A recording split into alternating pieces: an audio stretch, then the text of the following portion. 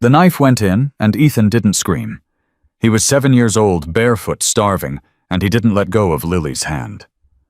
Blood poured down his arm, soaking into the pavement, but his fingers stayed locked around hers. The kidnapper kicked him in the ribs. Something cracked. Still, he held on. "Run!" He choked out, shoving her toward the door. He collapsed in a pool of his own blood, and the last thing he saw was Lily's face. What he didn't know was that her father commanded 200 bikers. And by morning every single one of them would come for the boy who bled for their princess. Before we continue, please subscribe to the channel and follow my story to the end. Comment the city you're watching from so I can see how far my story has traveled. Mrs. Santos dropped the plate. It shattered against the kitchen floor, ceramic pieces scattering everywhere, but she didn't move. She just stood there, staring through the back window of her diner, her hand still frozen in midair where the plate had been. "Oh my God," she whispered. "Oh my God, oh my God." Her legs gave out. She grabbed the counter, knocked over a coffee pot, barely noticed the hot liquid splashing across her apron. Outside in the parking lot behind Santos Family Diner, a 7-year-old boy was bleeding on the pavement, and he was still holding on to Lily Reyes with both hands. 3 hours earlier, Ethan had been counting bottle caps. It was a stupid thing counting bottle caps. He knew that. But when you were 7 years old and had nothing else, you found things to count, things to collect, things to make you feel like you existed. 47 bottle caps. That was how many he had now. He kept them in a rusty tin box behind the dumpster at Santos Family Diner, right next to his sleeping spot. The box had a picture of Christmas cookies on the lid, faded and scratched.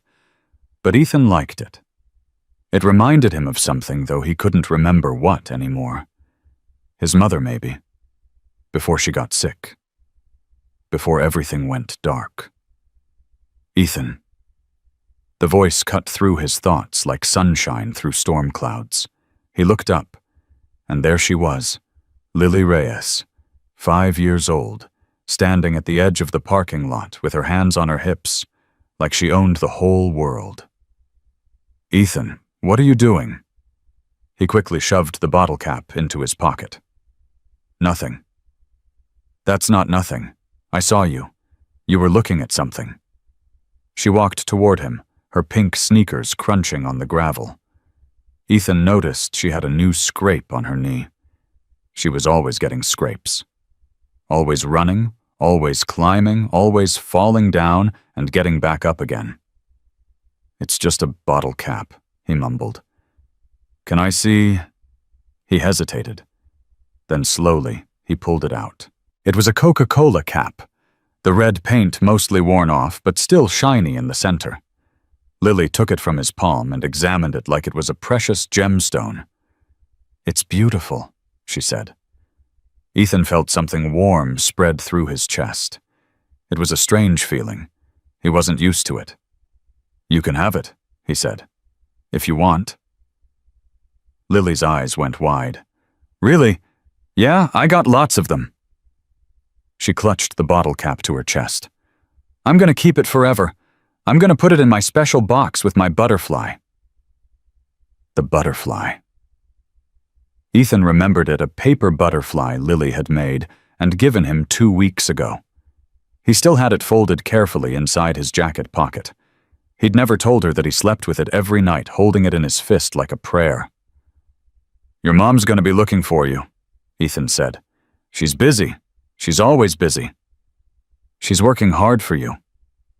Lily scrunched up her face.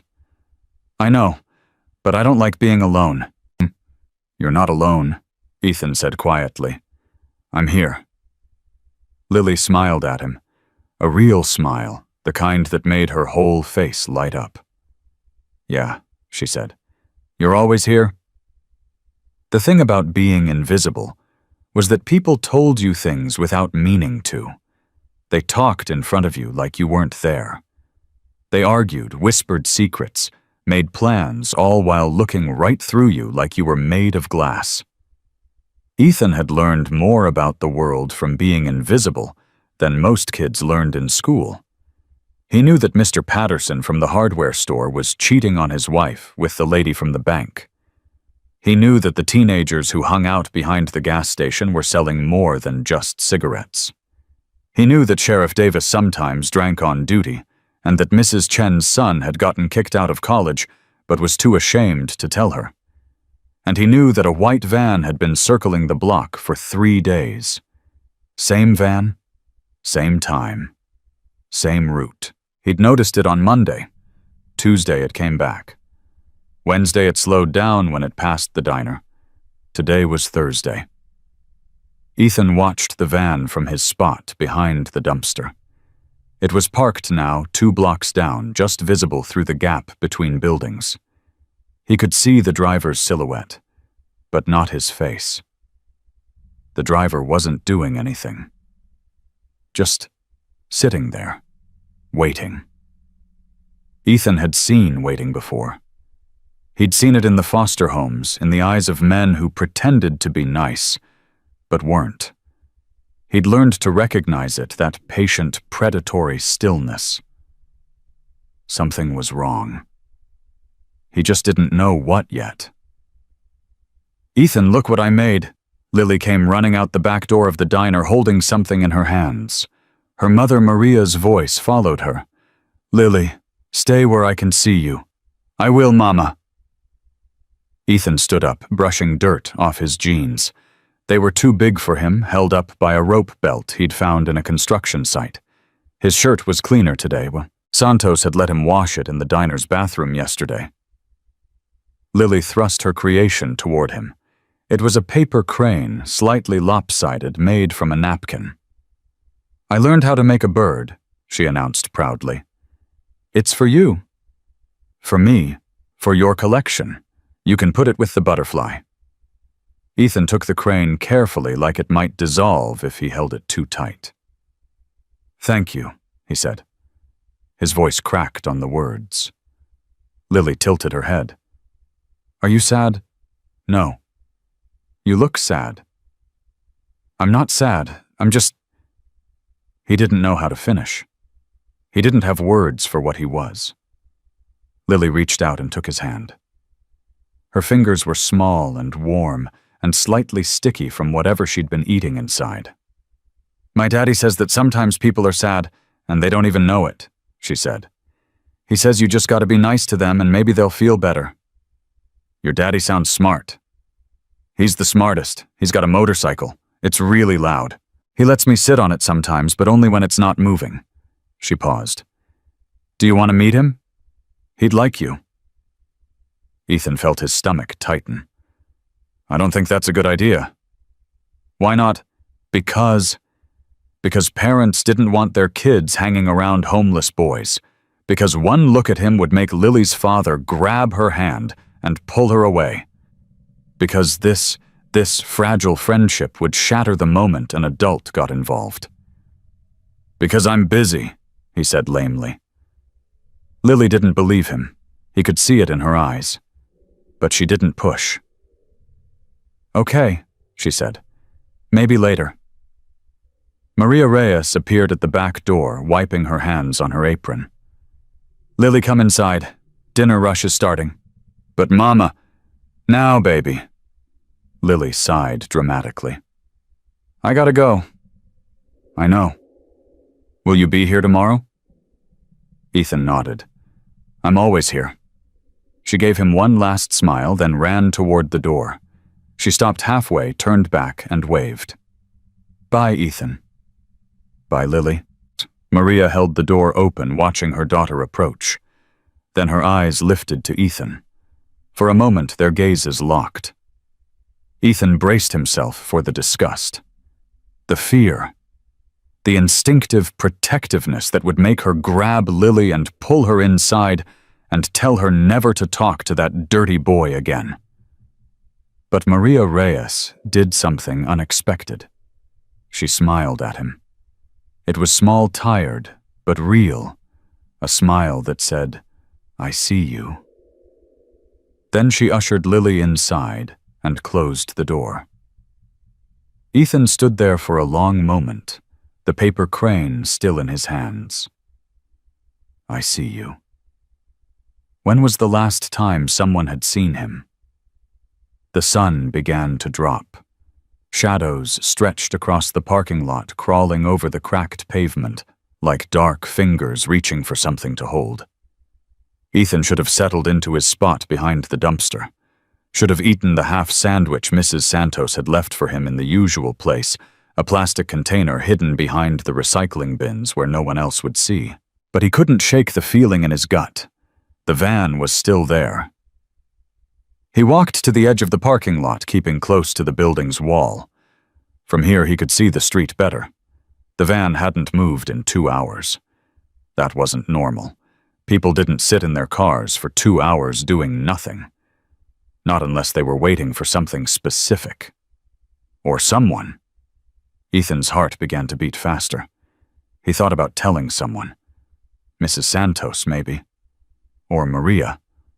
But what would he say? There's a van, and I have a bad feeling they'd think he was crazy. They'd pat his head and tell him not to worry and send him away. No one listened to invisible boys. No one except Lily. The back door opened. Ethan spun around expecting Maria or Mrs. Santos. It was Lily. She was alone. "What are you doing?" he hissed, running toward her. "You're supposed to be inside. I forgot to give you this." She held out her hand. In her palm was a red lollipop. "Mrs. Santos gave it to me, but I wanted you to have it." "Lily, you have to go back inside." "Why? What's wrong?" "Everything," Ethan wanted to say.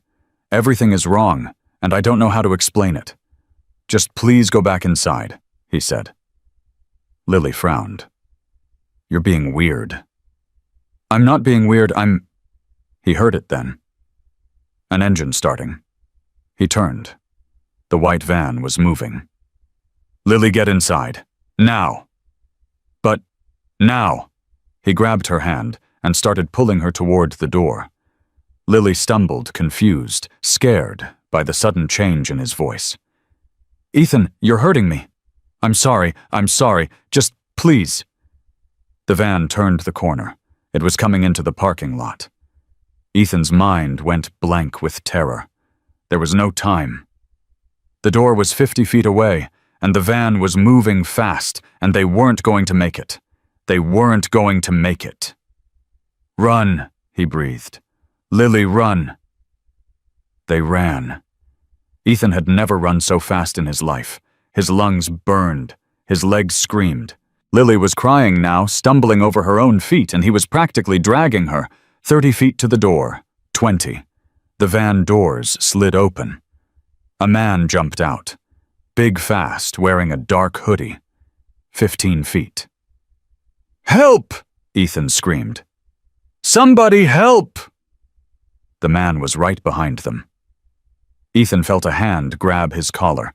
He twisted, kicked, threw his elbow back as hard as he could. The grip loosened for 1 second. 1 second was enough. "Go!" He shoved Lily forward. "Run to the door!" But Lily didn't run. She turned around. "Ethan!" The man's fist connected with the side of Ethan's head. Stars exploded across his vision. He hit the ground hard, gravel tearing into his palms. Blood filled his mouth. He'd bitten his tongue.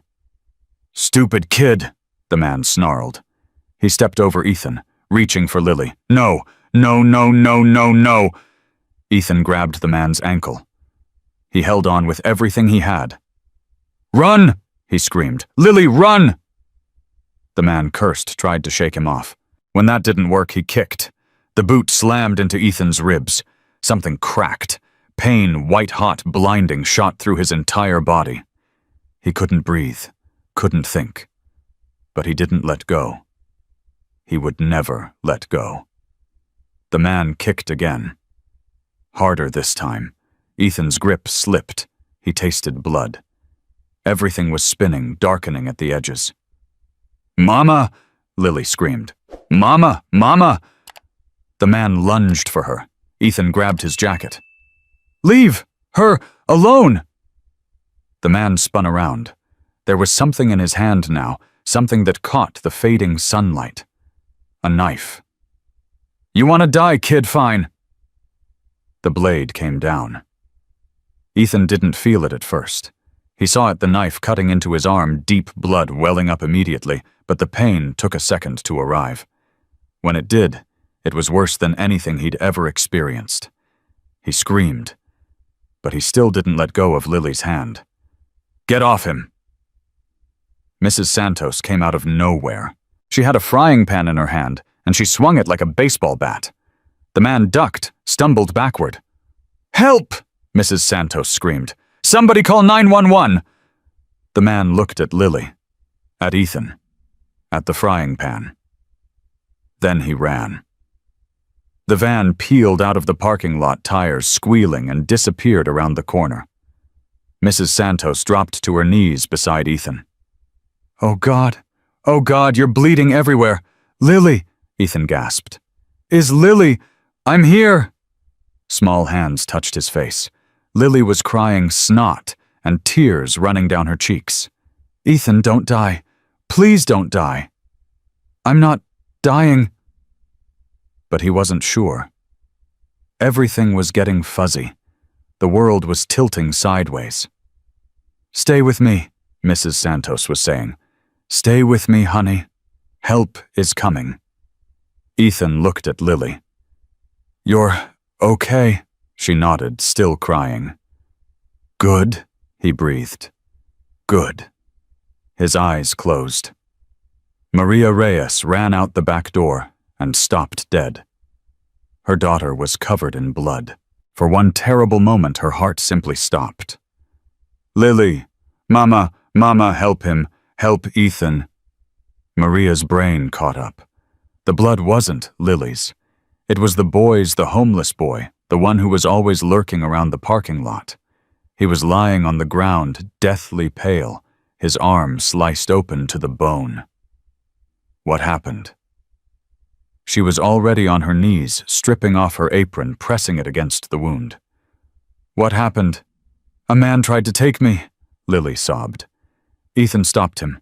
"He wouldn't let go, Mama. He wouldn't let go." Maria looked down at the boy in her arms. 7 years old, half-starved, homeless, and he'd thrown himself in front of a knife for her daughter. "The ambulance is coming," Mrs. Santos said. "I called 911. Maria nodded, but she was already reaching for her phone with her free hand, already dialing a number she knew by heart. It rang once. "Hey, baby, what's up?" "Dom." Her voice cracked. "Something happened. Someone tried to take Lily." Silence. 3 heartbeats of silence. Then, "Where are you?" "The diner. The parking lot." "I'm on my way." The line went dead. Maria looked down at the boy, bleeding in her arms. "Hold on, sweetheart. Please hold on." Ethan didn't respond. But somewhere in the distance, an engine roared to life. Then another. Then another. Dominic Reyes didn't remember the drive. One moment he was at the clubhouse, the next he was pulling into the diner parking lot, his brothers right behind him. The ambulance was already there. Paramedics were loading someone onto a stretcher, a small body, too small, covered in blood. His heart seized. Lily, Daddy. She came running out of nowhere and slammed into his legs. He scooped her up, crushed her against his chest, and for 10 seconds he just breathed. She was alive. She was here. She was okay. Baby girl, are you hurt?" "I'm okay, Daddy, but Ethan's not okay. The man hurt him really bad." Dom looked over her shoulder. The stretcher was being loaded into the ambulance now. He could see the boy's face, pale eyes closed, an oxygen mask covering his mouth and nose. "Who is Ethan?" Maria appeared beside him, her hands covered in blood. "He's a homeless boy who's been living behind the diner," she said. "Dom, he saved her. He threw himself between Lily and the kidnapper. He took a knife for her. Dom stared at the ambulance. A homeless 7-year-old had done what he wasn't there to do. A child had protected his daughter when he couldn't. What hospital?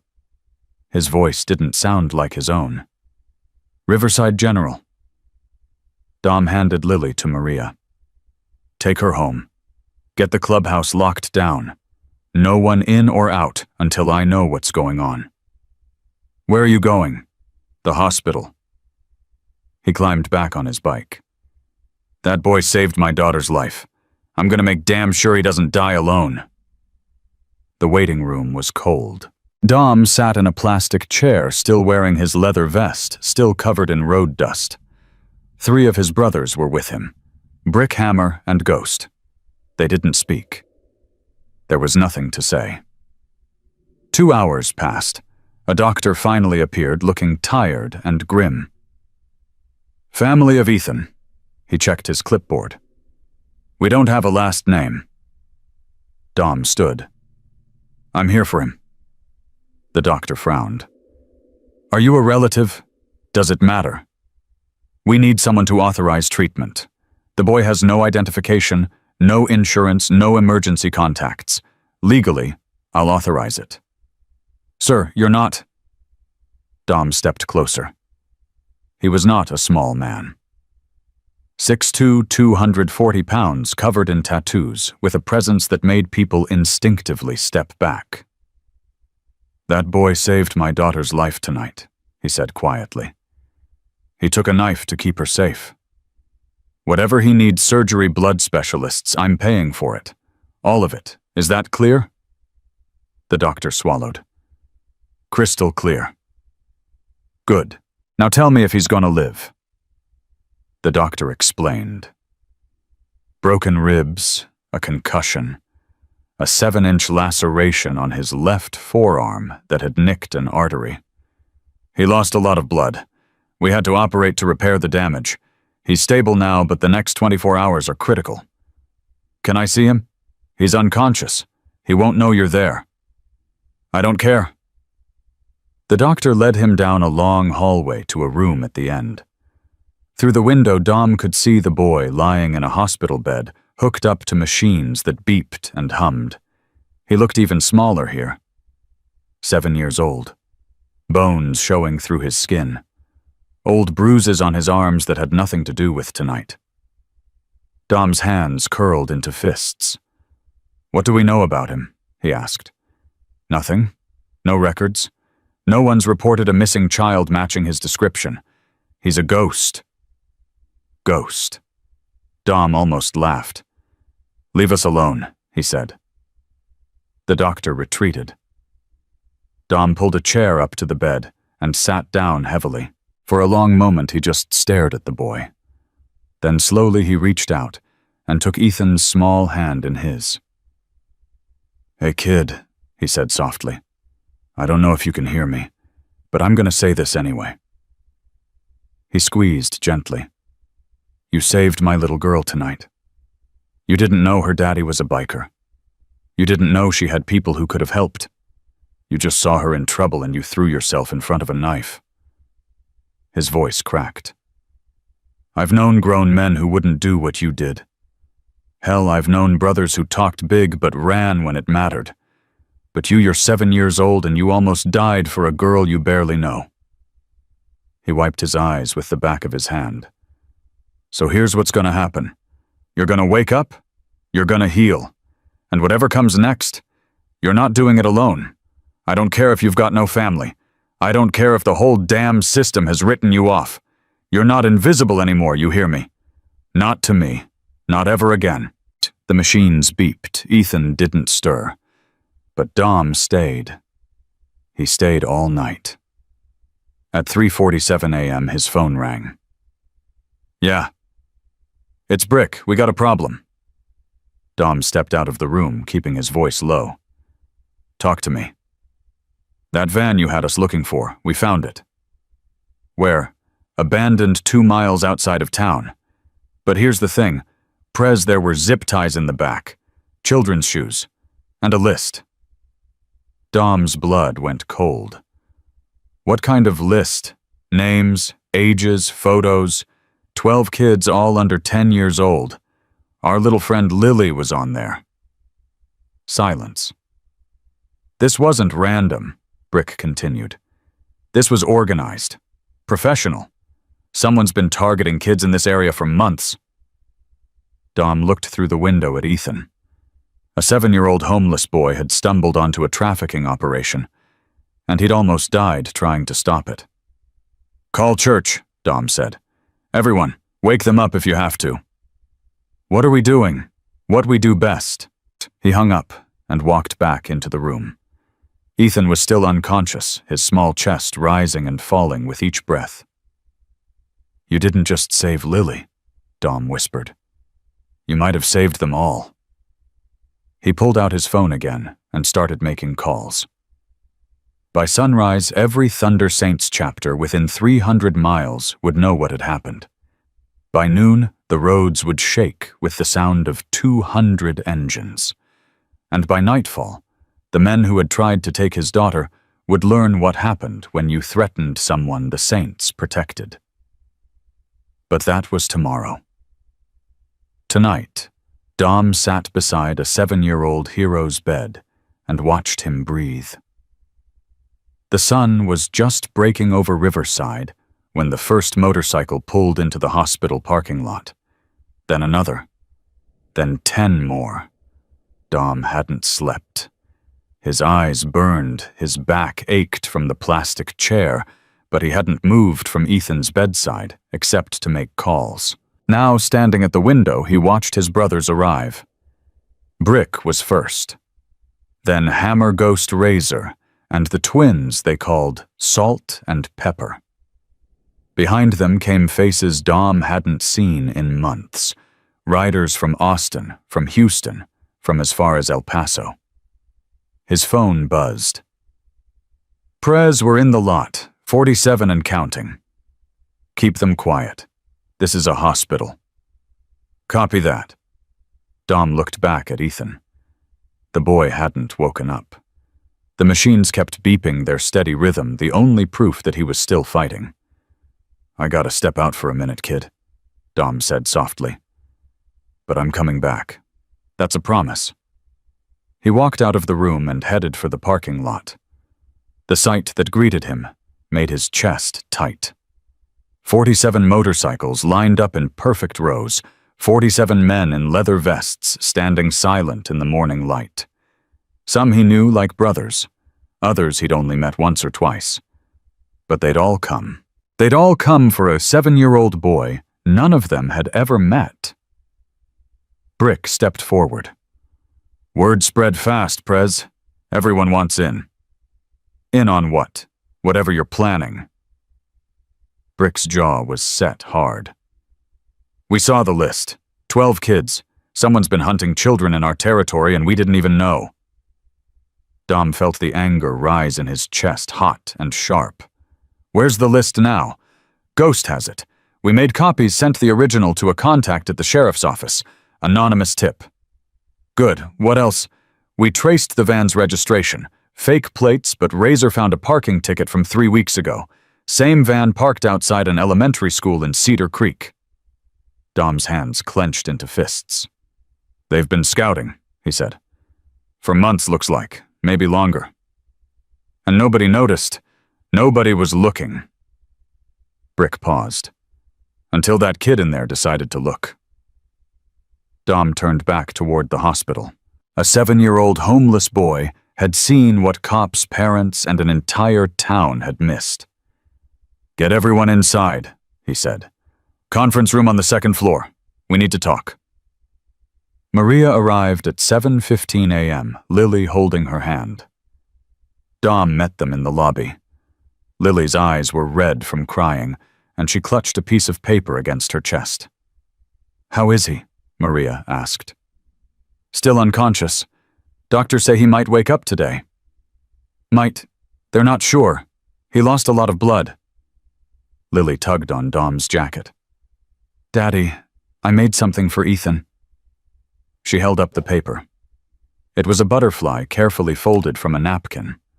Lopsided, imperfect, but made with more love than Dom had seen in anything. "I want to give it to him," Lily said. Dom knelt down to her level. "Baby girl Ethan's sleeping right now." "I know, but when he wakes up I want the butterfly to be the first thing he sees, so he knows I didn't leave." Dom's throat tightened. "Okay," he said. "Let's go put it by his bed." The hospital room felt different with Lily in it. She walked straight to Ethan's bed, stood on her tiptoes, and carefully placed the paper butterfly on the pillow next to his head. "There," she whispered. "Now you won't be scared when you wake up." Maria watched from the doorway, tears streaming down her face. "He's so small," she said. "God, Dom, he's smaller than Lily." "I know. How does a child that young end up on the streets? Where are his parents? Where's the system that's supposed to protect kids like him?" Dom didn't have an answer. He'd been asking himself the same questions all night. "Mama," Lily said, "Ethan doesn't have a mama or a daddy, does he?" Maria wiped her eyes. "I don't know, baby." "Then who takes care of him?" Silence. Lily looked at Ethan's pale face, at the bandages on his arm, at the machines monitoring his heart. "I'll take care of him," she said. "He saved me, so now I'll save him." Dom and Maria exchanged a look. "Baby girl," Dom started. "It's not that simple. Why not?" He didn't have an answer for that either. At 9:30 a.m., Detective Ray Hollins walked into the hospital. He was a big man, heavy-set, with gray hair, and a weathered face that had seen too much. Dom knew him from way back. They'd grown up in the same neighborhood, taken different paths, but kept a mutual respect. "Dominic." "Ray." They shook hands. "Hell of a night," Hollins said. "You got our package?" "The list." "Yeah, we got it." Hollins glanced around, lowered his voice. "You know I can't officially use anonymous tips, but I made some calls. FBI's interested. This might be bigger than we thought." "How big?" "Big. That list had 12 names, but we found another list in a database the feds have been tracking. Same format, same organization. Over 50 kids across 3 states. Dom felt sick. 50, at least, some already missing, some still being watched. Hollins paused. "That little boy in there, he stumbled onto something massive. If he hadn't intervened when he did, your daughter would have been number 53. The world tilted slightly. Dom grabbed the wall to steady himself. "Who are these people?" "We don't know yet, but we're gonna find out." Hollins looked toward Ethan's room. "How's the kid? Hanging on?" "He got any family? None that we can find." Hollins sighed. "Figured. Kids like him fall through every crack in the system. No one even knows they exist until something like this happens." "Well, people know now." "Yeah." Hollins studied Dom's face. "What are you planning, Dominic? What do you mean? I've known you 30 years. I know that look. You're planning something." Dom met his eyes. "I'm planning to make sure whoever did this pays for it. Let us handle it. This is police business. And I'll let you handle the legal side. But if you think I'm gonna sit around while the people who tried to take my daughter are still out there, you don't know me as well as you think." Hollins was quiet for a moment. "Just don't do anything stupid," he said finally. "Define stupid. Anything that lands you in a cell next to them." Dom almost smiled. "No promises." At 11:00 a.m., Ethan's monitors started beeping faster. The nurse rushed in. Dom and Maria were right behind her. "What's happening?" Maria demanded. "He's waking up." The nurse checked the machines, adjusted something on the IV. "His vitals are stabilizing. This is good." Dom moved to the bedside. Ethan's eyes were moving beneath his closed lids. His fingers twitched.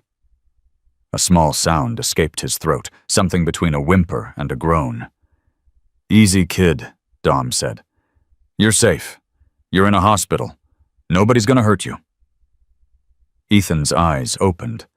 For a moment, he just stared at the ceiling, confusion clouding his face. Then his gaze shifted to Dom, and pure terror flooded his expression. He tried to move, tried to get away, but the IV and monitors held him in place. "Hey, hey, hey!" Dom held up his hands. "It's okay. I'm not gonna hurt you. I'm Lily's dad." Ethan froze. "Lily, yeah, Lily, the little girl you saved." Memory crashed back into Ethan's eyes. The van, the knife, the blood. "Is she okay?" His voice was hoarse, barely a whisper. "The man, did he—" "She's fine. She's perfect because of you." Ethan's body sagged with relief. Tears spilled down his cheeks. "I thought he was gonna take her. I thought he didn't. You stopped him." The door opened, and Lily slipped in. She'd been waiting in the hallway, and nobody had been able to keep her out once she heard Ethan's voice. "Ethan?" She ran to the bed, climbed onto the chair beside it, and grabbed his hand. "You're awake. You're awake. I knew you'd wake up. I made you a butterfly, see?" She pointed to the paper butterfly on his pillow. Ethan looked at it. Then he looked at Lily. And for the first time since Dom had met him, the boy smiled. "I'm hungry," Ethan said. It was the first thing he'd said in an hour that wasn't about Lily's safety. Dom laughed. Actually laughed. "Yeah, I bet you are. What do you want?" Ethan hesitated. Like he wasn't sure if the question was real. Like he'd never been asked what he wanted before. "Anything, anything. Name it." A pause. "A cheeseburger. Done." Dom pulled out his phone. "Brick, get me the biggest cheeseburger in Riverside. Fries, too. And a milkshake. What flavor, kid?" Ethan blinked. "Chocolate? Chocolate it is." 30 minutes later, Ethan was sitting up in bed, devouring a cheeseburger bigger than his head. Lily sat beside him, stealing fries and chattering about everything and nothing. Dom watched from the corner of the room. This kid had been living on scraps for God knows how long. Sleeping in alleys, wearing clothes held together with tape and prayers. And he'd still found the courage to throw himself in front of a knife for a girl he barely knew. What kind of world let children like this exist in the shadows? And what kind of man would Dom be if he sent Ethan back to those shadows? "Mr. Reyes." A woman appeared in the doorway. 30s blonde, wearing a blazer and carrying a clipboard. Dom stood. "That's me." "I'm Sandra Mills from Child Protective Services. I understand you've been watching over our John Doe." "His name is Ethan." "Ethan, right." She glanced at the boy, at the cheeseburger, at Lily sitting on the bed. "I need to speak with you privately." They stepped into the hallway. "Mr. Reyes, I appreciate what you've done for this child, but you need to understand he's a ward of the state now. We'll be taking over his care." "Taking over how?" "He'll be placed in a foster home as soon as he's medically cleared." "Foster home?" Dom's voice was flat. "You mean the system that already failed him?" "Excuse me. He's been on the streets for 2 years. Where was CPS then? Where were the foster homes when he was eating out of dumpsters and sleeping behind restaurants?" Sandra's jaw tightened. "The system isn't perfect. The system is broken, and I'm not letting you throw him back into it. You don't have a choice. You're not his family." Dom stepped closer. Not threatening, he'd never threaten a woman, but close enough that she had to look up to meet his eyes. "That boy saved my daughter's life. He almost died protecting her. In my world, that makes him family." "Your world?" "You mean your motorcycle club." "I mean the world where actions matter more than paperwork. where courage means something, where you don't abandon people just because the system says you should. Sandra's expression flickered. For a moment, something almost like understanding crossed her face. What exactly are you proposing, Mr. Reyes? I want to keep him. Silence. Keep him. Officially. Legally. Whatever paperwork you need me to sign. You want to foster a child you met 12 hours ago. I want to give that child a home. Something tells me he's never had one. Sandra studied him for a long moment. This isn't how it usually works, she said slowly. Nothing about this situation is usual. You'd need to be certified. Background checks, home inspections, interviews. So do them. Do all of it. You'll find that I'm more than qualified. Mr. Reyes, Dominic, or Dom. Mr. Reyes was my father. A tiny smile tugged at her lips. Dom, this process takes time. How much time? Weeks, maybe months. Then start now, because that boy in there, he's not going back to the streets, not today, not ever. Sandra looked at him. Then she looked through the window at Ethan, who was laughing at something Lily had said. Let me make some calls, she said. At 3:00 p.m., Ethan had his first panic attack. 1 minute he was fine talking to Lily about her school. The next his breathing went ragged, his eyes went wide, and he started clawing at the IV in his arm. Hey, whoa, whoa, Dom grabbed his hands. Ethan, stop, you're safe. I have to go. Ethan gasped. I have to go. They'll find me. They always find me. Who finds you? The foster people. They put me back. They always put me back, and the bad things happen, and I can't. Ethan. Dom gripped his shoulders, forced the boy to look at him. Nobody's putting you anywhere. You hear me? You're staying right here. You don't understand. I ran away. They're gonna be mad. They're gonna send me to the bad place. There is no bad place. Not anymore. But listen to me. Dom's voice was firm, but gentle. I don't know what happened to you before. I don't know what those foster homes were like. But I'm telling you right now, you're not going back. Not to any of them. Ethan's breathing slowed slightly. How do you know? Because I won't let it happen. But you're not my dad. You can't. I can, and I will. Dom squeezed his shoulders. I talked to the CPS lady. We're gonna work something out. It might take a while, but until then you're staying with us. With me and Maria and Lily, in our home. Ethan stared at him. Why? Why what? Why would you do that? You don't even know me. Dom sat back. You're right. I don't know you, but I know what you did. And that tells me everything I need to know about who you are. The machines beeped steadily. Ethan's hands were shaking. I'm scared, he whispered. Of what? That you'll change your mind. That I'll do something wrong, and you'll send me away like everyone else. Dom felt his heart crack right down the middle. Kid, let me tell you something. I've done a lot of things in my life. Some good, some not so good. But I've never broken a promise. Not once. And I'm promising you right now, you're not going anywhere. Promise, promise. Ethan was quiet for a long moment. Then slowly he reached out and took Dom's hand. It was the first time he'd initiated contact with anyone.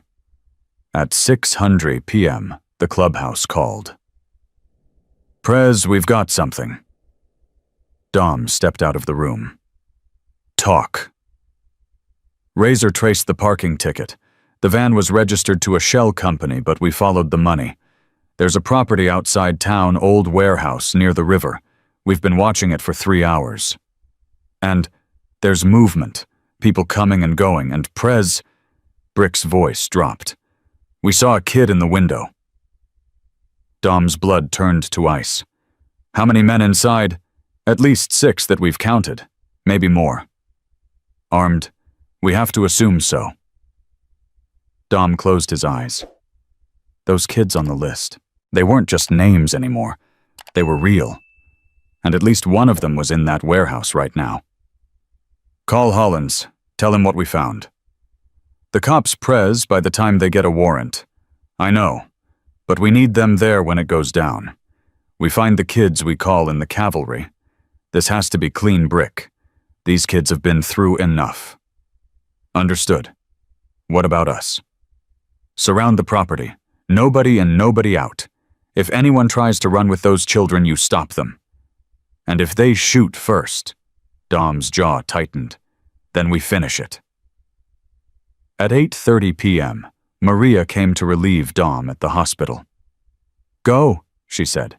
Do what you need to do. Are you sure? He saved our daughter Dom. Whatever it takes to stop the people who tried to hurt her, I'm behind you. All the way. Dom kissed her, long and deep. I love you. I love you too. Now go be a hero. He walked out of the room. Lily was asleep in a chair. Ethan was awake, watching. You're leaving, he said. It wasn't a question. For a little while. Are you coming back? Yes. Promise? Dom walked to the bed. He took Ethan's hand. I promised you I wouldn't leave you alone. And I meant it. But there are other kids out there who need help right now. Kids who might end up in the same place Lily almost ended up. Ethan's eyes widened. The man who tried to take her wasn't alone. There are more of them, and we're going to stop them. Ethan was quiet for a moment. Then, be careful. I will. And Mr. Reyes, yeah, make them pay. Dom looked into those young eyes that had seen too much survived, too much been failed by too many people. Count on it, he said, and walked out into the night. The warehouse sat at the edge of town, surrounded by dead trees and rusted machinery. Dom pulled his bike to a stop beside Brick and the others. 53 motorcycles arrayed in a silent semicircle. No engines running. No lights. Status. 8 men inside confirmed. We spotted 3 kids through the windows. There might be more. Cops, Hollins is 5 minutes out with a tactical team. He's bringing everything he's got.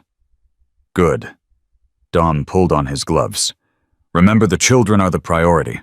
Everything else is secondary. What if they use the kids as shields? Then we do this smart. No heroics.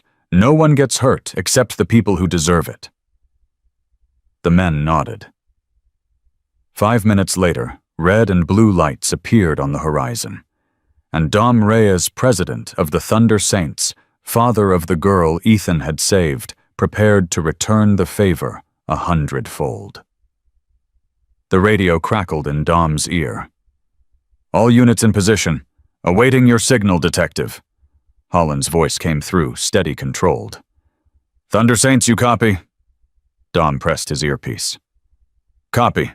We're ready. Remember the deal, Dominic. You're here as civilian observers. You see anyone trying to run with those kids, you stop them. That's it. My men handle the breach. Understood. I mean it. No cowboy stuff. Dom almost smiled. Wouldn't dream of it. The line went silent. Brick moved closer, his voice low. You really gonna let the cops have all the fun? I'm gonna let the cops take the legal risk. But if anyone slips through with a child... Dom's jaw tightened. They won't slip far. 53 bikers spread out along the perimeter. Silent. Watchful. A ring of leather and steel that nothing would pass through. Dom checked his watch. 11:47 p.m. Go time in 3 minutes, Hollins announced. Dom closed his eyes and thought of Ethan. 7 years old, bleeding in a parking lot, still holding Lily's hand. That boy had shown more courage than most men showed in a lifetime. Tonight, Dom would honor that courage. 11:50 p.m. The tactical team moved. Dom watched from his position as black-clad officers approached the warehouse from 3 directions. Quiet, professional, deadly efficient. The first breach came from the back door, then the front, then the side. The night exploded into chaos. Shouts, gunfire, breaking glass. Dom's hands gripped his handlebars so hard his knuckles went white. Shots fired, shots fired. Suspect down in the east corridor. We've got runners, 2 males heading for the north exit. Dom's head snapped toward the north side of the warehouse. 2 figures burst through a fire door, sprinting toward the tree line. One of them was carrying something. No. Someone. A child. Brick! I see them! 4 motorcycles roared to life. Dom led the charge, his engine screaming as he tore across the open ground. The runners heard them coming. The one without the child split off heading east. The other kept going north, the small body bouncing in his arms. Ghost Razor, take the east runner, Brick, with me. The bikes separated. Dom pushed his Harley harder than he'd ever pushed it. The gap closed. 50 yards. 30. 20. The runner looked over his shoulder and Dom saw his face. Young, panicked, desperate, and absolutely terrified. Good. Stop! Dom bellowed. Put the child down! The man kept running. 10 yards. Dom made a decision. He gunned the engine, pulled ahead of the runner, and swung his bike sideways. The man tried to dodge, but Brick was already there, blocking the other direction. Trapped. Nowhere to go, Dom said, killing his engine. Put the child down. The man was breathing hard, wild-eyed. The child in his arms, a girl maybe 6 or 7, was limp. Unconscious or drugged, Dom couldn't tell. Back off, the man screamed. I'll hurt her, I swear to God I'll hurt her. No, you won't. I will, you won't. Dom stepped off his bike, slowly, calmly. Because if you do what happens next, will make you wish you'd never been born. You can't touch me. The cops are right there. The cops are busy, and by the time they get here, this will be over. One way or another. The man's eyes darted left-right, searching for an escape that didn't exist. Who are you people? We're the Thunder Saints. Dom took another step forward. And that little girl you tried to take yesterday, she belongs to me. The color drained from the man's face. Oh, God. Yeah. Another step. So here's what's going to happen. You're going to put that child down gently, and then you're going to lie face down on the ground with your hands behind your head. And if I don't, Dom smiled. It was not a pleasant smile. Then I'm going to show you what happens to people who hurt children in my town. The man looked at Dom, at Brick, at the other bikers now forming a circle around them. He put the child down. Hollins arrived 3 minutes later, breathing hard. Damn it, Dominic, I told you. He was running with a kid. Was I supposed to let him go? Hollins looked at the man lying face down in the dirt, hands zip-tied behind his back. Then at the little girl, now conscious and crying in the arms of a female officer. She okay? Drugged, but alive. Paramedics are on their way. Hollins ran a hand over his face. We got 7 kids inside. 7. Ages 5 to 11, most of them drugged. Some of them... His voice cracked. Some of them have been there for weeks. Dom felt his stomach turn. How many suspects? 8 total, 2 dead, 4 in custody, 2 runners. Hollins nodded toward the man on the ground. Looks like you got one of them. Ghost and Razor have the other. Of course they do. Hollins shook his head. This is going to be a paperwork nightmare. Cry me a river. Dominic, those kids are alive, Ray. That's what matters. The rest is details. Hollins was quiet for a long moment. Yeah, he said finally. Yeah, I guess it is. At 2:30 a.m., Dom walked back into the hospital. Maria was asleep in the chair beside Ethan's bed. Lily was curled up next to Ethan, her small hand holding his even in sleep. Ethan was awake. His eyes found Dom immediately. You came back. Told you I would. Did you find them? The other kids? Dom pulled up a chair and sat down heavily. His body ached. His heart ached worse. Yeah, we found them. How many? 8. All safe now. Ethan's eyes filled with tears. I heard the nurses talking, he whispered. They said there was a list. They said Lily was on it. She was. They said there were other names too. Kids from all over. There were. If I hadn't seen that van. Ethan's voice broke. If I hadn't been in that parking lot. But you were. Dom leaned forward. You were there. And because you were there, Lily is safe. And because you stopped that man, we found the others. 8 kids, Ethan. 8 kids are going home to their families because of what you did. Ethan stared at him. I didn't do anything. I couldn't let him take her. I couldn't. That's exactly what courage is, kid. Seeing something wrong and not being able to let it happen. Most people look the other way. You didn't. I was scared. Being brave doesn't mean you're not scared. It means you're scared as hell and you do the right thing anyway. Ethan was quiet for a long moment. Then, Mr. Reyes, yeah, what's going to happen to me now? Dom looked at this boy. This small, broken, impossibly brave boy who had lost everything and still found the strength to save a stranger. What do you want to happen? Ethan glanced at Lily, still sleeping beside him. At Maria in the chair. At the paper butterfly on his pillow.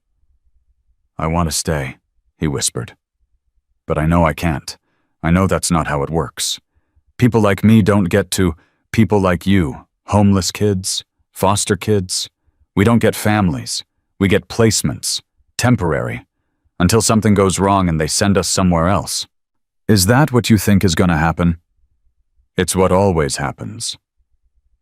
Dom reached out and took Ethan's hand. Not this time. You don't know that. Yeah, I do, because I'm not going to let it happen. But the CPS lady said it would take time. She didn't say no. And until it's official, you're staying with us. In our home, in Lily's room if she'll share, or in the guest room if she won't. She'll share?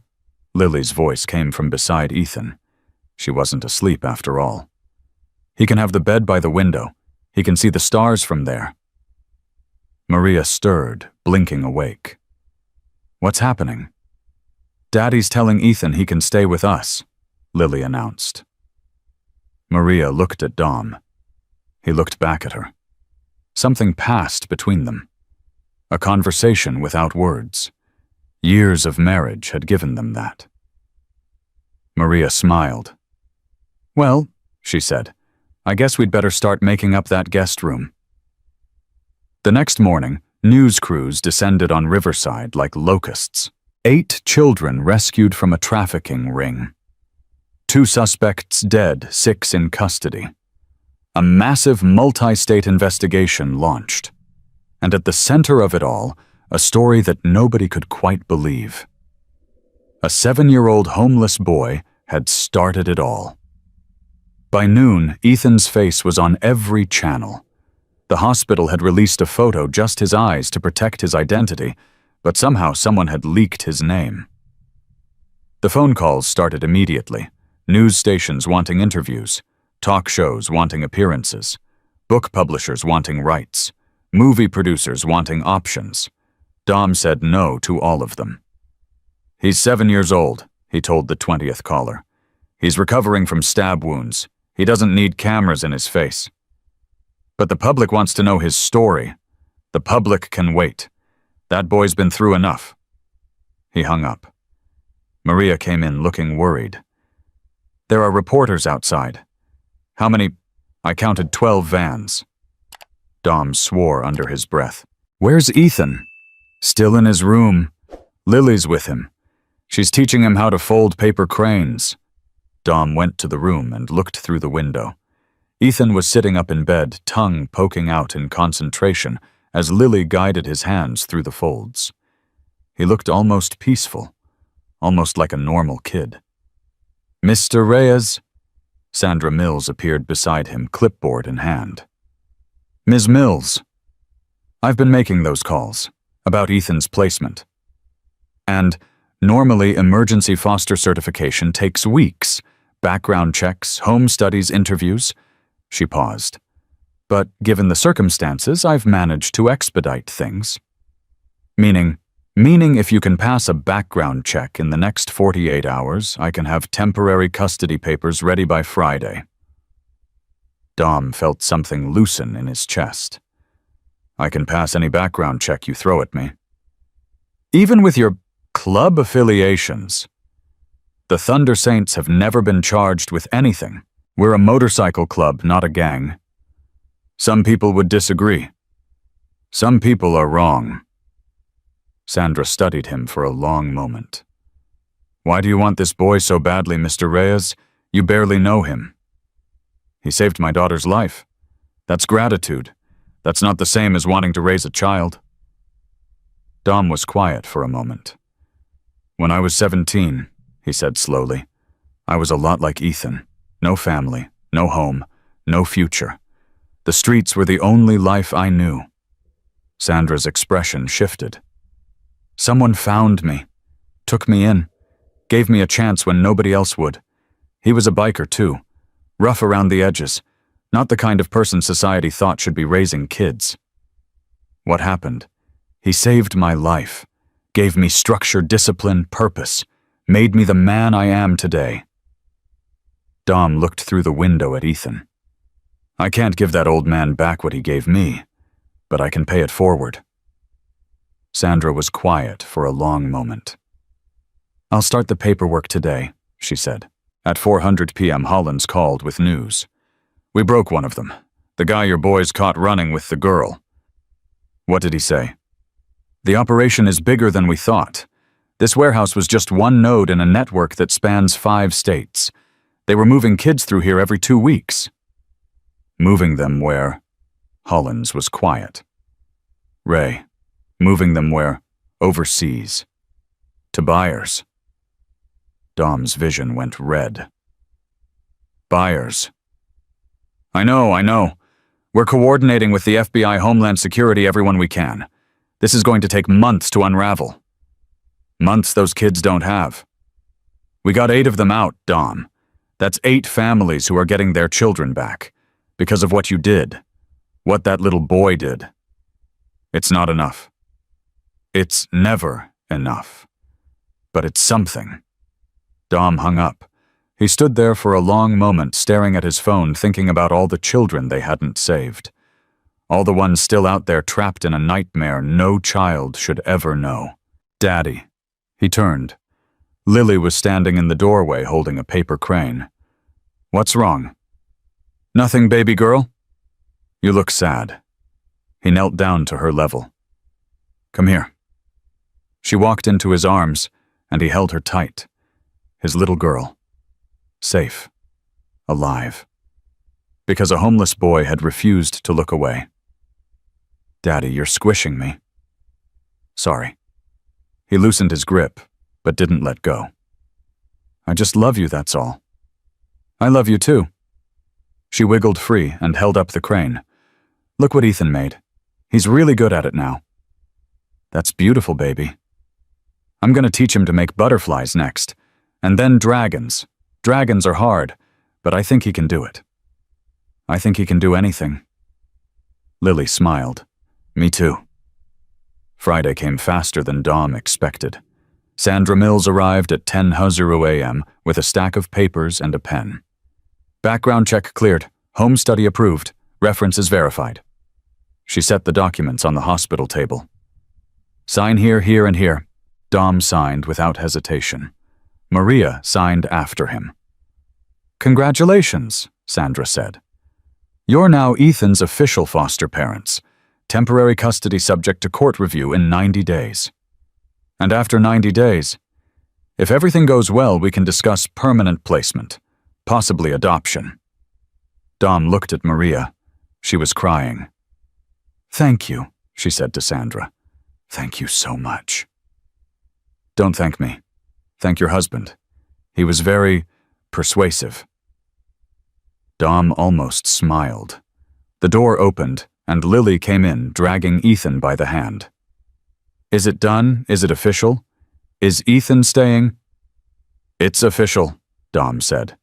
"He's staying." Lily screamed so loud the nurses came running.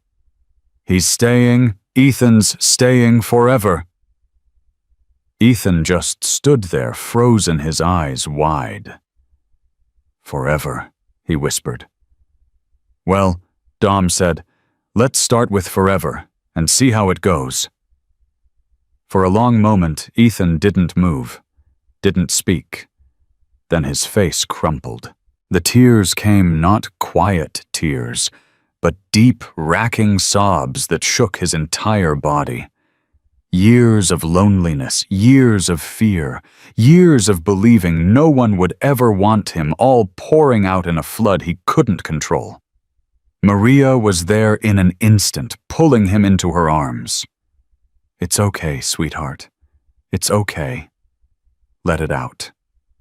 I thought nobody would ever—" I know. Dom knelt beside them, one hand on Ethan's back, the other on Lily's shoulder. "You're home now," he said quietly. "Whatever that means, whatever that looks like, you're home." Ethan looked up at him through his tears. "I don't know how to have a home." "That's okay. We'll figure it out together." The next morning, 200 motorcycles rode into Riverside. They came from every direction, from Austin and Houston and Dallas, from Oklahoma and Louisiana and New Mexico. Thunder Saints, Iron Wolves, Desert Ravens, Hell's Legion. Word had spread. A 7-year-old homeless boy had saved a biker's daughter, had exposed a trafficking ring, had shown more courage than most men show in a lifetime, and the biker community wanted to say thank you. Ethan stood at the hospital window watching them arrive. His mouth was open. His eyes were huge. "What's happening?" he breathed. Dom stood beside him. "They're here for you. For me, for you. But I don't know any of them." "Doesn't matter. They know you. They know what you did. And in our world, that means something." The motorcycles kept coming. 10, 20, 50, 100, 200. They filled the hospital parking lot and spilled out onto the street. Traffic stopped. People came out of buildings to stare. News helicopters circled overhead, and in the center of it all, a 7-year-old boy stood at a window and watched an army arrive in his honor. "Mr. Reyes." Ethan's voice was barely audible. "Yeah. Why do they care? They don't even know me." Dom put his hand on Ethan's shoulder. "Because you're one of us now, and we take care of our own." Ethan's eyes never left the window. 200 engines idled below, a rumble like distant thunder, like a promise, like a heartbeat. Dom wheeled Ethan out the hospital's front entrance, and the world erupted. 200 bikers rose to their feet. 200 engines roared in unison.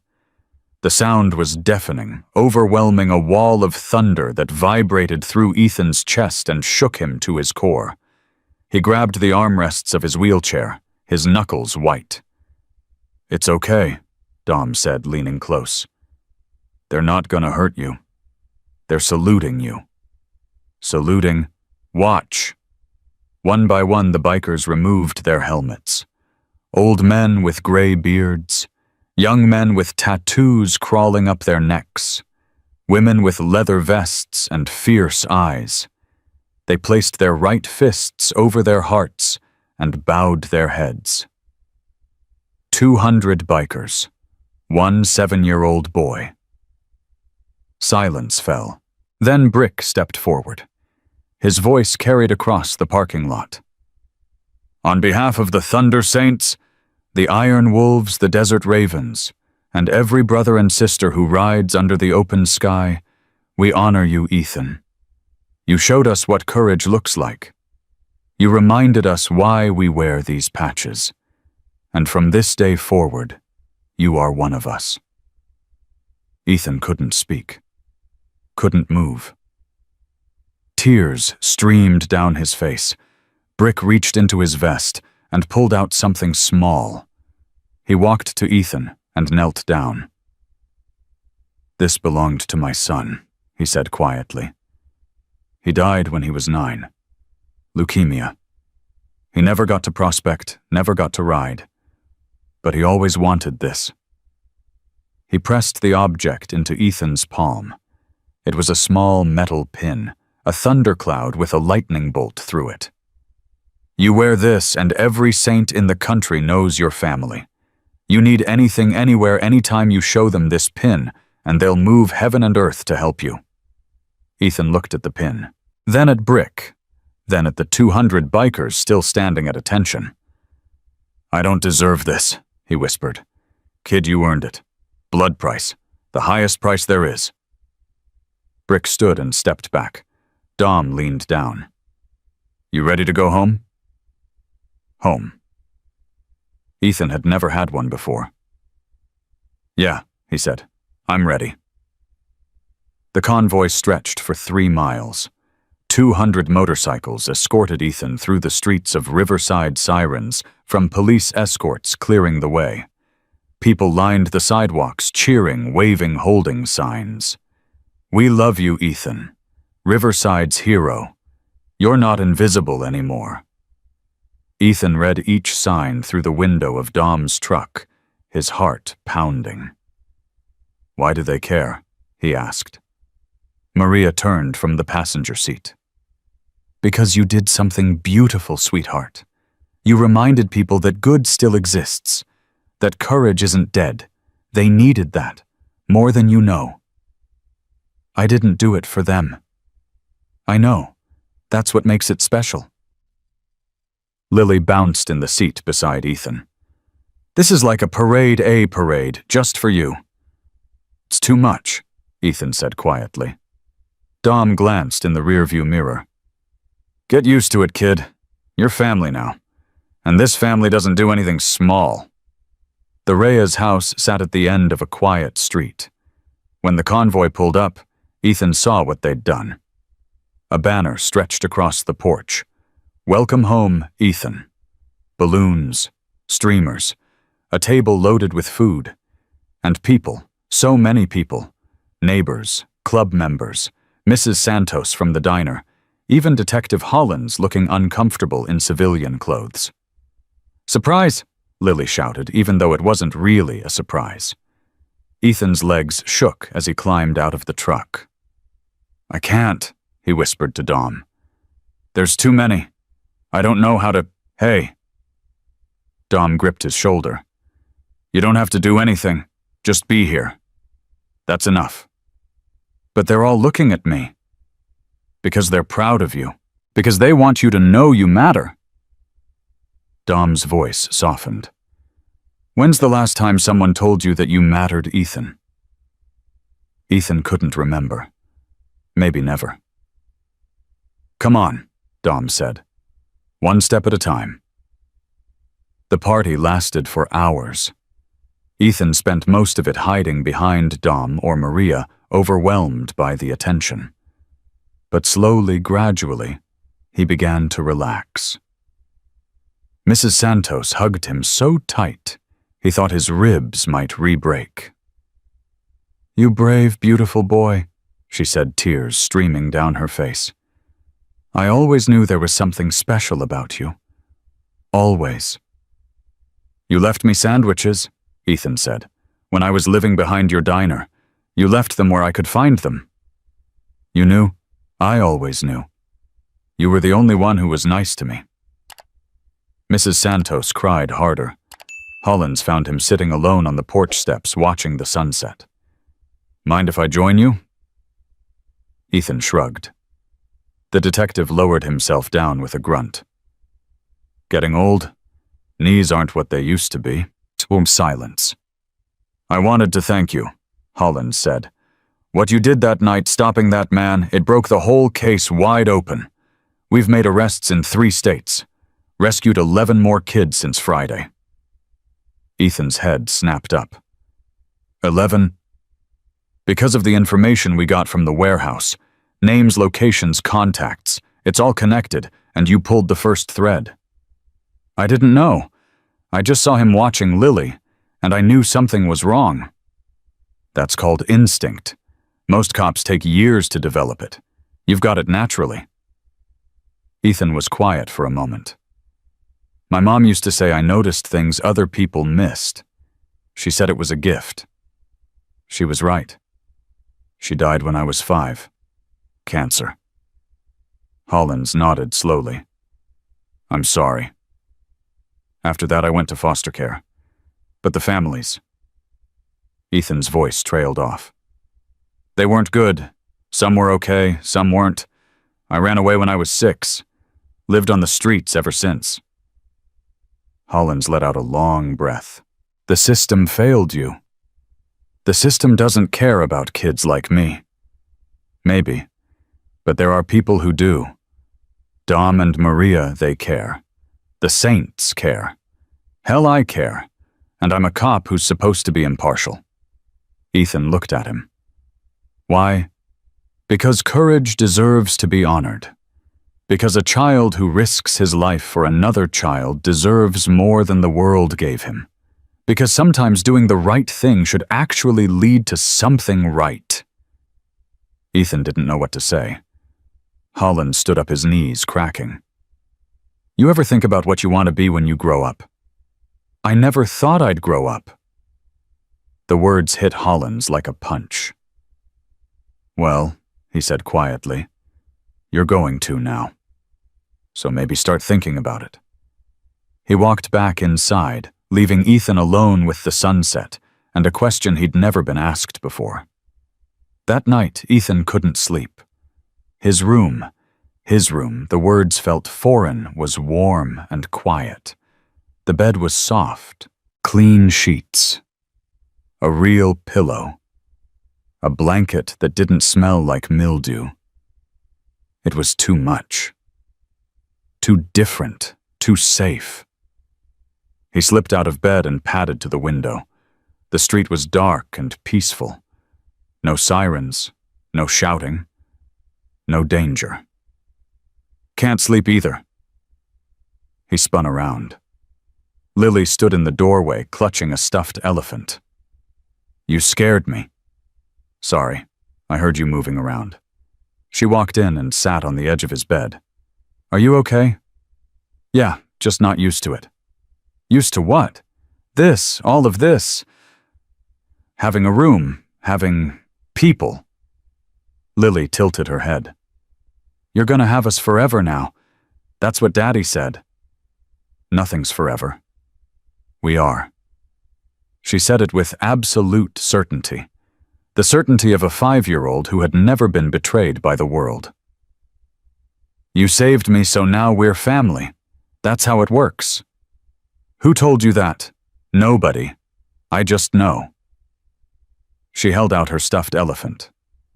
You can borrow Mr. Trunk if you want. He helps me sleep when I'm scared. Ethan looked at the worn elephant, its fur matted from years of love. I can't take Mr. Trunk. He's yours. Just for tonight. He'll protect you. Something broke open in Ethan's chest. A wall he'd been building for 2 years, crumbling brick by brick. Okay, he whispered. Just for tonight. Lily smiled, handed him the elephant, and climbed up next to him. I'll stay too, in case you get scared. You don't have to. I want to. She curled up beside him, her small body warm against his side. Within minutes, she was asleep. Ethan held Mr. Trunk against his chest and stared at the ceiling. For the first time in 2 years, he didn't feel alone. Morning came too fast. Ethan woke to the smell of bacon and the sound of laughter from downstairs. Lily was gone, but Mr. Trunk was still in his arms. He made his way to the kitchen, where Maria was cooking, and Dom was reading a newspaper at the table. "There he is," Maria smiled. "Hungry?" Ethan nodded. "Sit down. Breakfast is almost ready." He sat across from Dom, who lowered the paper and studied him. "You sleep okay?" "Lily came in. She gave me her elephant." "She does that. Kid's got a bigger heart than anyone I know." Dom paused. "You're part of that heart now. You know that, right?" Ethan didn't answer. "Hey." Dom leaned forward. "I know this is hard. I know you're waiting for the other shoe to drop. I was the same way when someone first took me in." "What happened?" "I kept waiting for them to give up on me, kept testing them, pushing them away, doing everything I could to prove I wasn't worth the trouble. Did they give up? No. They just loved me harder. Eventually I figured out that some people actually mean what they say." "How long did it take?" Dom smiled. "Too long. Don't make my mistake, kid. Let yourself be happy. You've earned it." Maria set a plate in front of Ethan. Bacon, eggs, toast, orange juice. More food than he used to eat in a week. "Thank you," he said. "You're welcome, sweetheart. Now eat. You're too skinny." The doorbell rang at 11:00 a.m. Dom answered it and found Sandra Mills on the porch, but she wasn't alone.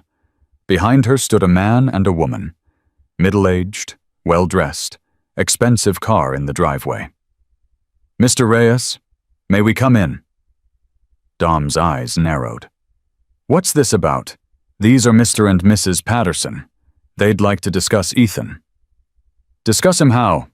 The man stepped forward. "Mr. Reyes, my name is David Patterson. My wife and I are Ethan's biological aunt and uncle."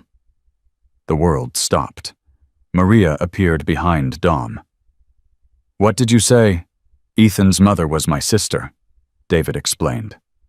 "She died when Ethan was 5. We tried to find him after she passed, but by the time we located his foster placement, he'd already run away." "We've been searching for 2 years," the woman added. Her name was Catherine, and her eyes were red like she'd been crying. "When we saw him on the news, we couldn't believe it. We thought he was dead."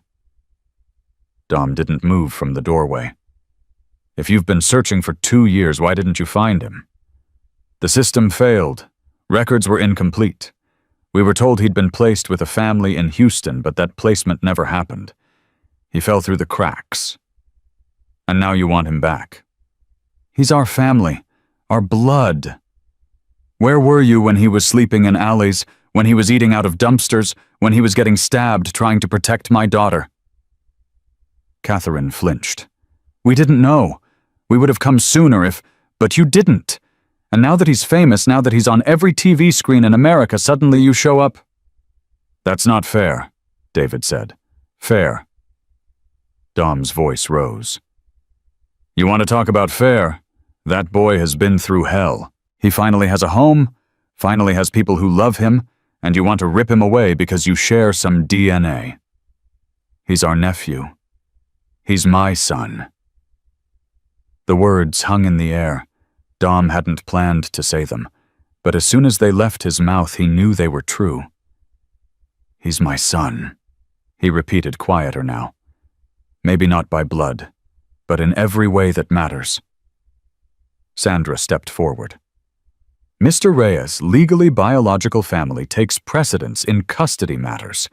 If the Pattersons pursue this, then let them pursue it. In court. In front of a judge.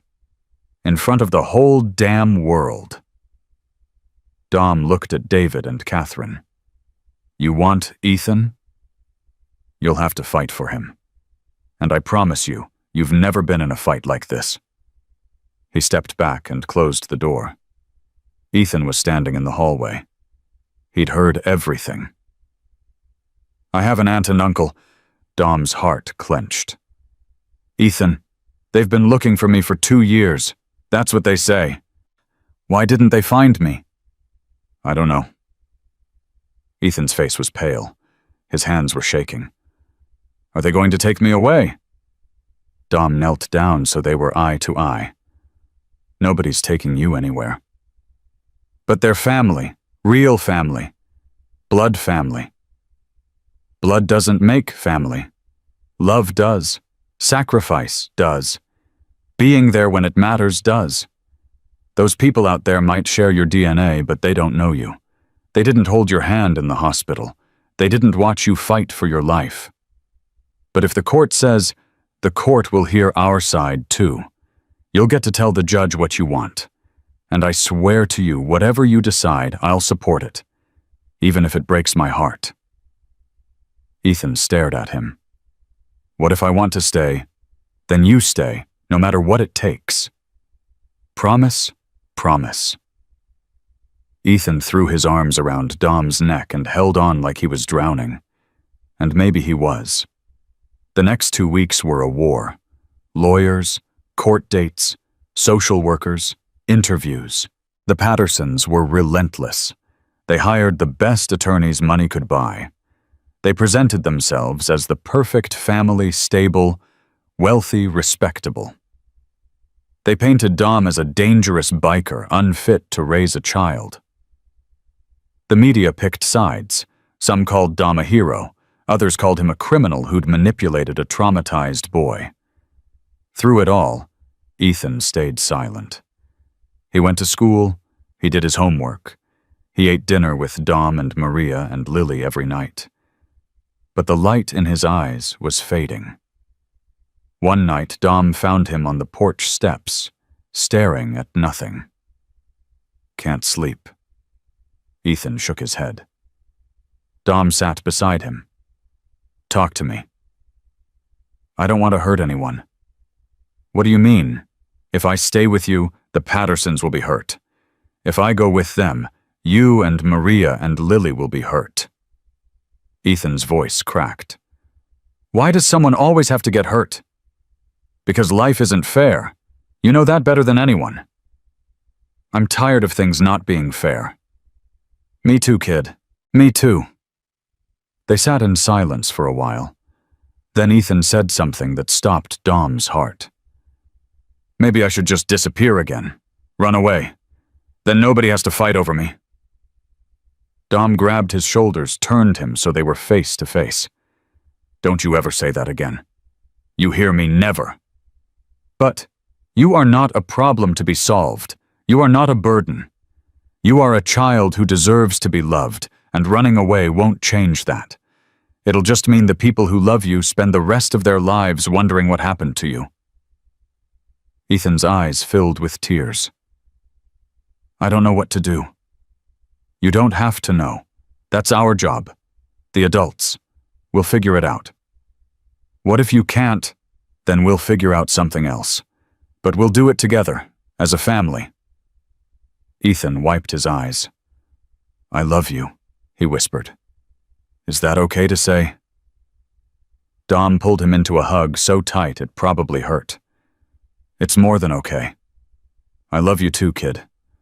More than I ever thought possible." The custody hearing was set for Friday. Judge Margaret Chen presiding. Both sides would present their cases, and then a 7-year-old boy would have to make the hardest decision of his life. The courtroom was packed. Ethan sat between Dom and Maria, wearing a button-down shirt that Maria had bought him just for today. His hands wouldn't stop shaking. Across the aisle, David and Catherine Patterson sat with their lawyers. Catherine kept looking at Ethan, her eyes wet with tears. David stared straight ahead, jaw tight. Judge Margaret Chen entered, and everyone rose. "Be seated." The room settled. Judge Chen studied the papers in front of her. Then she looked up, her eyes finding Ethan. "Before we begin, I want to make something clear. This hearing is about what's best for a child, not what's best for the adults who want him. I will hear arguments from both sides, but ultimately I will also hear from Ethan himself." She paused. "Is that understood?" Both legal teams nodded. "Good. Mr. Patterson, you may begin." David's lawyer stood. "Your Honor, this case is simple. Ethan is the biological nephew of my clients. His mother was David Patterson's sister, Sarah. When Sarah died, my clients attempted to locate Ethan but were thwarted by a broken foster system. They never stopped looking. They never gave up hope. And now that they've found him, they want nothing more than to give him the loving home he deserves." The lawyer placed a stack of documents on the judge's desk. "These are records of every attempt my clients made to find Ethan. Private investigators, legal filings, donations to organizations that help locate missing children. The Pattersons have spent over $200,000 trying to bring their nephew home." Maria gripped Dom's hand under the table. "Furthermore," the lawyer continued, "my clients can provide Ethan with stability, educational opportunities, and financial security that his current placement simply cannot match. Mr. Reyes, while perhaps well-intentioned, is the president of a motorcycle club with a documented history of violence." Dom's jaw clenched. The Pattersons offer Ethan a normal childhood, a future. They are his blood, and blood should count for something. The lawyer sat down. Judge Chen nodded. "Mr. Reyes, your response." Dom's lawyer stood. "Your Honor, I could talk about the legal precedents. I could cite the dozens of cases where children were placed with non-biological families based on established bonds. But instead I'd like to call some witnesses who can speak to what actually matters here." "Proceed." The first witness was Mrs. Santos. She walked to the stand, her hands trembling slightly. "State your name and relationship to the child." "Rosa Santos. I own the diner where Ethan lived for almost 2 years. Lived behind my dumpster, in an alley." Her voice cracked. "He was there every day, sweeping, collecting bottles, trying to stay invisible. He was 6 years old when he showed up. 6. Did you ever try to help him?" "I left him food, let him use my bathroom sometimes, but I was scared. Scared that if I called the authorities, they'd put him back in the system that had already failed him." "Did you ever see the Pattersons searching for him?" Mrs. Santos looked directly at David and Catherine. "Never. Not once in 2 years. I saw missing child posters all over this town. None of them had Ethan's face." Catherine buried her face in her hands. "But you know who I did see," Mrs. Santos continued. "I saw Dom Reyes sitting by that boy's hospital bed for 3 days straight. I saw Maria Reyes holding him while he cried. I saw Lily Reyes giving him her favorite stuffed animal because she couldn't stand to see him scared." Her voice rose. "Blood doesn't make family, Your Honor. Love makes family. And I've never seen anyone love a child the way the Reyes family loves Ethan." The second witness was Detective Hollins. "Detective, you were involved in the investigation following Ethan's injury. Can you describe what happened?" A 7-year-old homeless boy threw himself in front of a knife to save a 5-year-old girl from a kidnapper. His actions led to the exposure of a multi-state trafficking ring. We've rescued 19 children because of what Ethan did. And Mr. Reyes, what was his involvement? He paid for all of Ethan's medical care, stayed at the hospital for days, organized a volunteer search party when the suspects fled, coordinated with law enforcement to locate the trafficking warehouse. Is it true that Mr. Reyes is the president of a motorcycle club?" "Yes, the Thunder Saints. They're not a gang. They're a brotherhood. And in 30 years of police work, I've never seen a community rally around a child the way they rallied around Ethan. Do you believe Ethan would be safe in Mr. Reyes's care?" Hollins looked at Dom. "I believe Ethan would be loved, protected, cherished. And I believe that's worth more than any bank account or fancy house." The third witness was Lily. She was so small she could barely see over the witness stand. Maria had to help her climb up. "Hi," she said to the judge. "Hello, Lily. Do you know why you're here?" "Because some people want to take Ethan away." "And how do you feel about that?" Lily's face crumpled. "I don't want him to go. He's my brother now. He saved me from the bad man. He got hurt because of me. I'm supposed to take care of him forever. That's what I promised." "You promised?" "When he was in the hospital, I told him I'd never leave. I gave him my butterfly. I gave him Mr. Trunk." Tears streamed down her face. "He's my brother. You can't take him. Please don't take him." The courtroom was silent. Even Catherine Patterson was crying now. Judge Chen leaned forward gently. "Thank you, Lily. You've been very brave. I learned it from Ethan." The fourth witness was Sandra Mills. "Ms. Mills, you're the CPS caseworker assigned to this situation. What's your recommendation?" Sandra took a deep breath. "My recommendation is that Ethan remain with the Reyes family." The Pattersons' lawyer shot to his feet. "Objection. Ms. Mills has already established a relationship with the Reyes family. She's biased." "I'm not biased," Sandra said calmly. "I'm experienced. I've worked in child services for 15 years. I've placed hundreds of children, and I've learned to recognize when a placement is working. And this one is working." Ethan has been with the Reyes family for 3 weeks. In that time, he's gained 4 pounds. He's sleeping through the night for the first time in years. He's enrolled in school. He's making friends. He's healing. She looked at the judge. The Pattersons may be his blood relatives, but the Reyes family has become his home.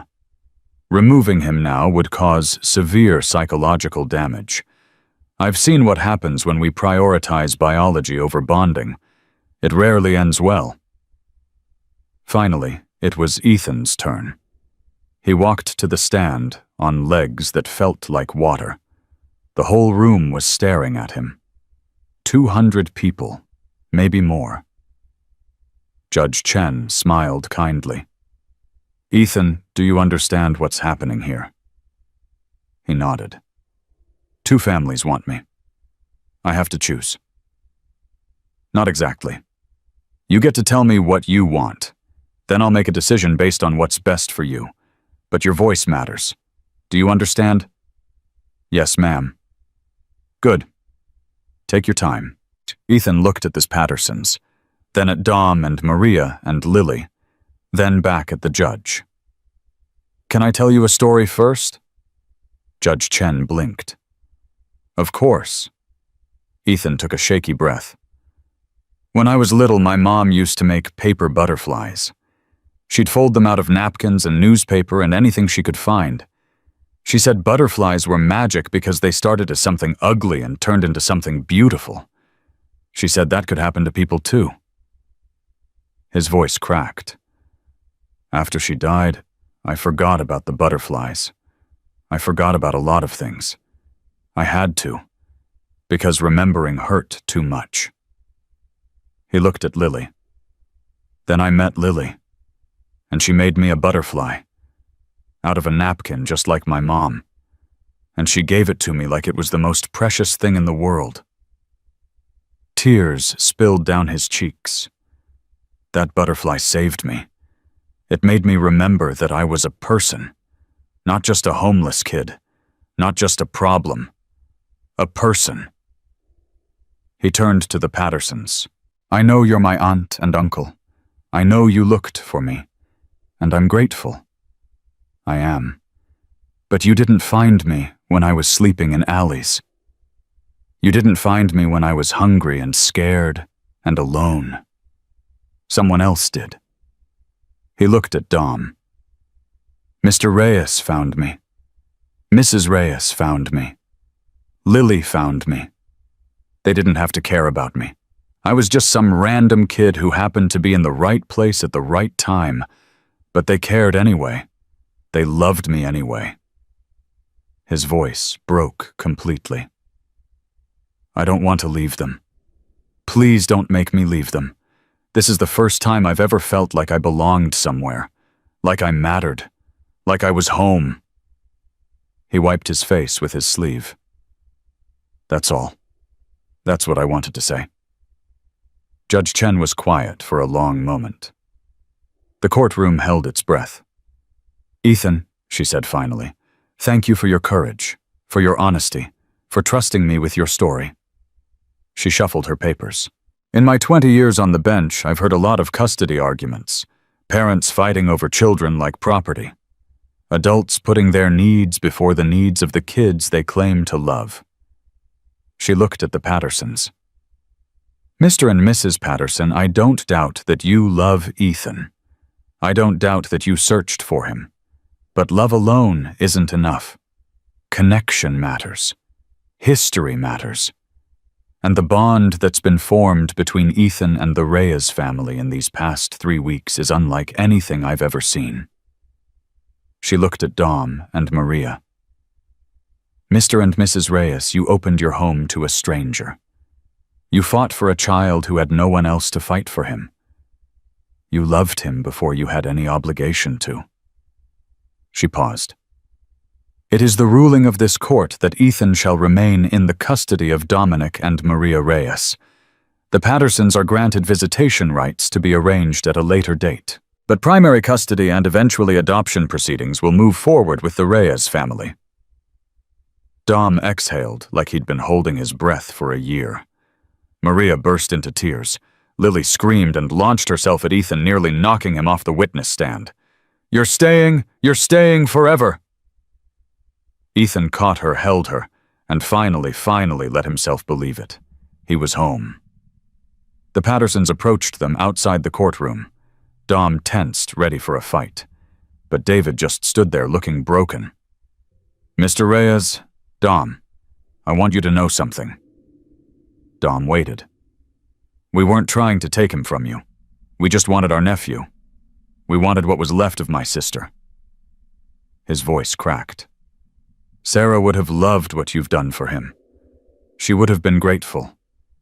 And I'm grateful too. He extended his hand. Dom looked at it for a long moment. Then he shook it. You're still his family, Dom said. Blood matters too, just not as much as love. Catherine knelt down to Ethan's level. I'm your Aunt Catherine. I know you don't know me yet, but I'd like you to, someday, when you're ready. Ethan studied her face. You look like my mom. Catherine's eyes filled with tears. She was my sister-in-law. I loved her very much. Can you tell me about her sometime? I don't remember much. I'd like that. I'd like that very much. She hugged him gently. Not the hug of someone claiming possession. The hug of someone saying hello. 3 months later, the adoption was finalized. Ethan Reyes. He said the name out loud in his room, testing how it felt on his tongue. Ethan Reyes, Ethan Reyes, Ethan Reyes. Stop saying your own name, weirdo. Lily appeared in his doorway, grinning. It's my name now. I can say it as much as I want. Fine, but dinner's ready. Mom made tacos. Mom. He still couldn't believe he got to call her that. At the dinner table, Dom raised his glass. To our family, all 4 of us. To family, Maria echoed. To tacos, Lily shouted. Everyone laughed. Ethan looked around the table at these people who had chosen him, who had fought for him, who had loved him when he'd given them no reason to. Can I say something? He asked. Of course, mijo. He'd never get used to that word. It made his chest warm every time. I used to think invisible was the safest thing to be, that if nobody saw me, nobody could hurt me. He paused. But then I met Lily, and she saw me. She saw me when nobody else did, and that scared me at first. But it also saved me. He looked at Dom. You saw me too. All of you. You looked at some dirty homeless kid, and you saw someone worth loving. I don't know why. I don't know what I did to deserve this. You saved our daughter, Maria said softly. No, you saved me. His voice broke. You gave me a family, a home, a name, a future. I didn't even know I was allowed to have those things. He wiped his eyes. So thank you. Thank you for not looking away. Thank you for making me visible. Dom reached across the table and took his hand. You were never invisible, Ethan. Not to us. Not to anyone who has eyes to see what really matters. What's that? Courage, kindness, heart. Dom squeezed his hand. You've got all three, kid. You always did. You just needed someone to remind you. 10 years later, Ethan Reyes stood at the back entrance of Santos Family Diner. He was 17 now, tall, strong. The scar on his arm had faded to a thin white line. He wore a leather vest with a thunder patch on the back. Not a full member yet. That would come when he turned 18. But everyone knew he'd earned his place a decade ago in blood and courage and love. You ready for this? Lily appeared beside him. 15, now fierce and beautiful, her father's daughter in every way that mattered. Ready as I'll ever be. They walked into the alley together. A boy was there, 8 years old. Dirty. Skinny. Eyes too old for his face. He was counting bottle caps. Ethan felt his heart crack open. He walked over slowly, not wanting to scare him. Hey. The boy looked up. Fear flickered across his face, then defiance. I'm not doing anything wrong. I'll leave. You don't have to leave. What do you want? Ethan pulled something from his pocket. A paper butterfly. Faded. Worn. Held together by tape and prayer. The same butterfly Lily had given him 10 years ago. I want to give you this. The boy stared at it. Why? Because someone gave it to me once, when I had nothing. It changed my life. Maybe it can change yours. I don't need your charity. It's not charity. It's hope. Ethan knelt down so they were eye to eye. I was you once, sleeping in alleys, eating from dumpsters, thinking nobody would ever see me. The boy's defiance wavered. What happened? Someone saw me. Someone decided I was worth fighting for. Ethan pressed the butterfly into the boy's palm. There's a place you can go. A shelter just opened downtown. It's called New Horizons. The people there will help you. How do you know? Because I helped build it. Because I run the youth outreach program. Because I made a promise that no kid in this town would ever have to be invisible again. The boy looked at the butterfly, then at Ethan. What's your name? Ethan Reyes. I'm Marcus. Ethan smiled.